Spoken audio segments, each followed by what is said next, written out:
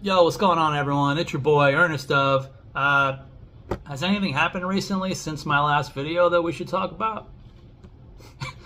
Not really sure. Let me go ahead and I guess get that cat out of the bag real quick before. Just wanted to get into basically the day's events in minor league baseball today. Want to start providing more and more content as best and as much as I can, but let me get rid of that 8-foot gorilla in the room. And first of all, I got to thank Steve Cohen for his support, which sounds really weird. Thank you for the support, for the plug, for the promotion of my amazing channel in all its glory. The little channel that could has grown to like almost massive proportions on my level, which is pretty incredible. And obviously, thank you for now double the followers on X within about 24 hours to 48 hours. So obviously, thank you, sir. I guess I know you're watching. This is pretty incredible. But let me just actually get into things. Want to talk about just kind of the day's events. I'll get into some information or who I want to talk about way down on the farm in the Florida Complex League. And I want to talk about the listed starters today, a couple of them in the minor leagues. Give a few thoughts, what to look out for now. Hopefully now with double the followers, I hope that means there's double the amount of prospect huggers who can go on the websites, go on MILB TV and watch the games or the box scores on the website. Let me get going. I want to talk about morning baseball, of course, in the Complex League. They play a lot of their games at 10 a.m. The main thing I want to talk about, there's basically 3 hitters to talk about. One of them went hitless, but I need to mention him. The outfielder, 18-year-old Edward Lantigua. He had an 0 for today with an RBI way down in the Complex League, but overall, the sample size of 11 games, the 18-year-old is slashing 294, 400 OBP, 382, 782. He's an outfielder. He had a high bonus. I believe it was about $950,000 a couple of years ago. So obviously, that's a lot of money, even in the realm scheme of things. Probably about top 50-ish money-wise in the entire league during that draft class to get at least that amount. So Edward Lantigua off to a pretty good start, but again, he's only 18. I want to see how things progress for him, especially as an outfielder. I want to see how that goes. You can never have enough outfielders now, apparently, like the Mets have. The other guy I want to talk about, Julio Zayas. Believe he had at least 1 or 2 hits today down in the Complex League. He's 19 years old. I respectfully call him a bat-first catcher. So I want to see how even things progress defensively for him at the catcher position. Are they also going to move him around still more to first base, DH? I want to see what they have in him overall, but so far so good. 14 games, hitting .317 with a .429 on-base percentage. .463 slugging, .892 OPS. With a guy like this, I really don't know what they're going to do with him. Again, bat-first guy.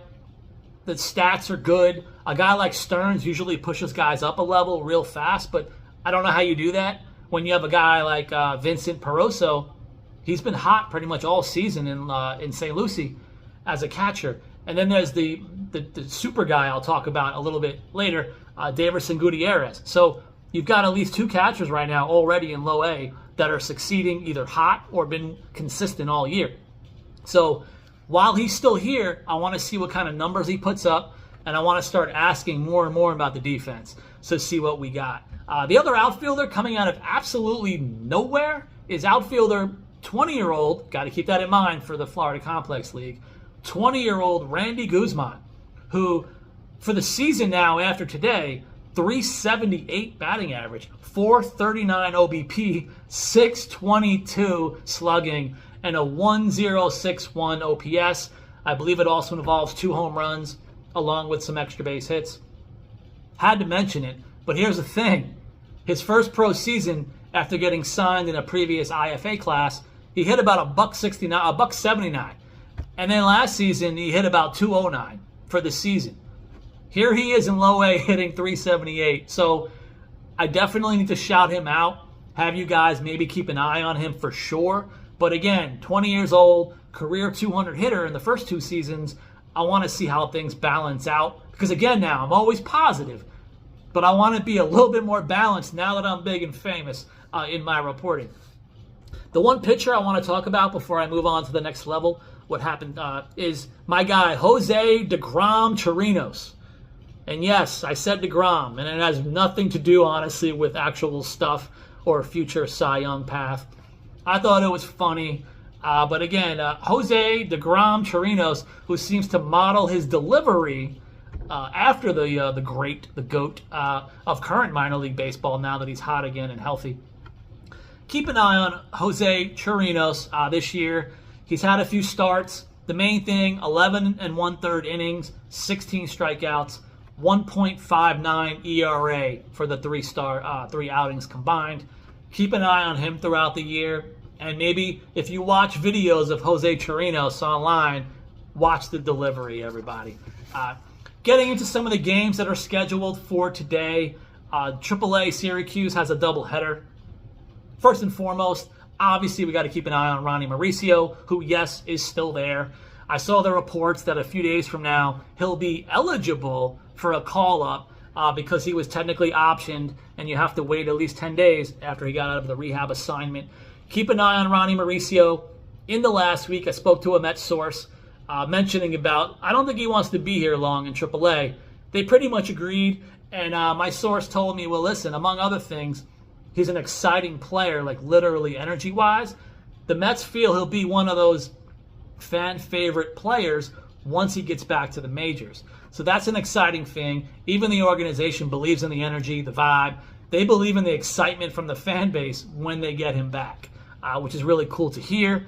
And I'm excited to see when, or maybe a little bit if, but more when Ronnie Mauricio gets promoted. The other guy I'm still keeping an eye on, obviously in AAA, keep an eye on him in the doubleheader tonight, Drew Gilbert, the outfielder. He was on a 24, 25, 26 game on base streak, which is pretty exciting.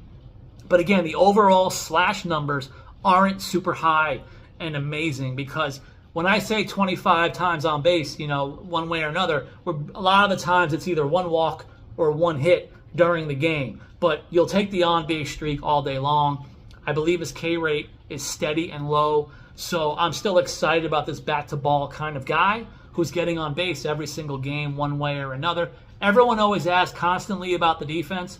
My main thing is my understanding he's at least playable, above playable. So he's at a higher level of playable at any of the 3 positions. So you can put him in center field, and he'll do okay. I believe because of the strong arm, they would like him in a corner as well, but one way or another, he can fit in the major leagues. I don't know how soon. The other guys to keep an eye on, again, it's a doubleheader now. One of them is a makeup game. I don't even know what inning it's going to be in. Keep an eye on the now relievers full-time, it looks like. The righty Dom Hamill and the lefty Felipe De La Cruz. Now, each one now has struggled a little bit, too, even in the pen role. I believe Felipe De La Cruz had a clunker his last outing. But I want you guys to definitely keep an eye on these guys because, again, I've been hyping Felipe De La Cruz as a lefty who throws 95 to 97. That, in and of itself, is going to keep you around pro ball and maybe get you to the majors. And I believe now, even the organization told me they kind of see him as a 2-pitch pitcher at this point as far as the most talent we can get out of him, out of his stuff. Hopefully have command of the 2 pitches. So I want to see how those 2 pitches continue to play out. But again, this is going to be now an adjustment period for him, having to be a reliever because him and Hamill have been starting even this season. So I want to see how things go. I'm always worried about Dom Hamill anyway. Now I'm going to be worried about him as a full-time reliever because, again, with his stuff overall, I think he's a major league pitcher. But can he match consistency with a pitching every other day, back-to-back, every 2-3 days? Can he be a Mets Lugo type player or a Max Kranick? Maybe that's the goal. I want to see how that progresses. In AA, got to mention it for today. He's listed as a starter today in AA. Zach, every rose has its Thornton. I love him. I love him for a lot of reasons, including the fact that I've interviewed him before. And hey, be on the lookout for a possible future soon-to-be interview as well for him. He's got the mound tonight. The main thing with Zach Thornton, he's kind of a low 90s guy, but as a lefty, he can max out at 95, 94, 95. So keep that in mind. But the main thing with Zach Thornton, I've been mentioning now in the last couple of shows, is the command, pitch command. He can throw from 3 to 5 different pitches in his arsenal with command. That's the thing. And again, he's a double-A pitcher. So when a guy like this, if he gets to AAA, where the baseball's different and everyone seems to freak out what happens with command stuff, everything when they get to AAA, I believe Zach Thornton is the kind of guy, when he can get that promotion to the final minor league level, I think he'll be okay because of his true, pure command of multiple pitches. I think he can transition even a little bit better than some of the other pitchers and some of the top prospects that have reached that level and struggled. So keep an eye on Zach Thornton tonight. I better not have jinxed him, by the way. I hope he does really well tonight. Be on the lookout for him ongoing. Obviously, for the bats, it's the same bats. Jet Williams continues to be very steady. Keep an eye on him. I guess today in the box scores, keep an eye on where he's playing. He seems to play a lot of shortstop still. It's not my fault, guys. I can't just call everyone, even my new buddy, to tell them in the organization to put him in center field or something. Let's see if he continues to keep playing shortstop and why. Maybe there's going to be a future trade package or something because I don't get it. But again, I'll support him. He's doing really well now that he's healthy and hot. The other guys are Nick Morabito. Morabito's been kind of hot now for a few weeks. Looks like he's finally figured out the AA level. Now I want to see how he progresses. People online, thank you for the shout-outs. Thank you for the questions. And some of the questions have been, how do you see Nick Morabito? And how do you give him a comp? Which I'm awful at that. But my half attempts to be a version of comping a player, I want to make it Mets-centric and not even about similar players.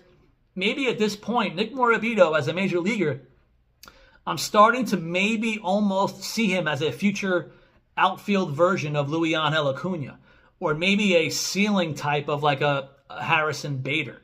Maybe that's going to be the route for a guy like Nick Morabito. He could be a bat-on-ball guy. There won't be a lot of home runs, but he's got to use his speed, which he definitely has. And the defense, I feel, is okay. I like his defense. He could even stick at center field. Same with Drew Gilbert. I think Drew Gilbert, Morabito, different players, different aspects about themselves. Gilbert has a stronger arm. But I like Morabito. I like the idea of his speed overall in center field, by the way, covering everything. So I do like him. He is hot. Those are some of my versions of a comps now that I've said it online out loud. The other player is Ryan Clifford, who got hot, really hot in May. The slugging percentage skyrocketed. The OPS went up. Batting average went up. And then he seems to keep being a streaky hitter. He's still young. He's a power bat. He was at that, but he has these streaks. And here we go again. I think the last few games, the hits have been down. Ks have been up. In the prior games, walks were up, couple of homers, more hits. He's looking streaky to me. But again, he's young. I want to see how he progresses. So even in today's game, keep an eye on Ryan Clifford. Even defensively. Now they've been putting him out there again in right field because JT Schwartz is back. I love JT Schwartz as a bat-on-ball type of player. I don't even know if JT Schwartz at this point could have like a ceiling of a Dom Smith to me. So not a lot of power. But again, you got a guy like this now getting more time at first base. Now they're putting Ryan Clifford in right field. So let's keep an eye on that today as well. Just to kind of end things out now, in high A, I could talk about everybody, as always. But Frankie Montas is making the rehab start today in high A. I'm sure he's probably excited to be playing or pitching with basically the best roster of players in the Mets organization, maybe even counting the highest one in New York. But he's got to be happy to be pitching for them, maybe. But keep an eye on Montas. I want to see what the lab has done with him now that he's healthy. Again, Luis Severino, Minaya, the track records are there. Griffin Canning. Now can we have a finally, hopefully healthy Montas? What can the Mets kind of do with their wizardry? As far as the bats today, keep an eye on all 9 of them in the lineup. Obviously, my favorite is Jesus, exit Velo Baez. I've been making my jokes, positives forever online, but right now he's super hot in May. He's hitting everything. The walk-K ratio is back where a kid like him has it. He's very good, always had a low K rate, and he's doing it again right now with a hit tool and power. So shout out to Jesus Baez. Shout out to his mom, who I believe, per source, is stateside. Probably part of the reason why he's dominating right now in High A, because he's got her support in the stands. So hopefully ongoing success to Baez. Eli Serrano, the outfielder, Eli Pedro Serrano, but he's hitting the curveball. He keeps getting hot. The power is there. Serrano keeps showing a lot of power.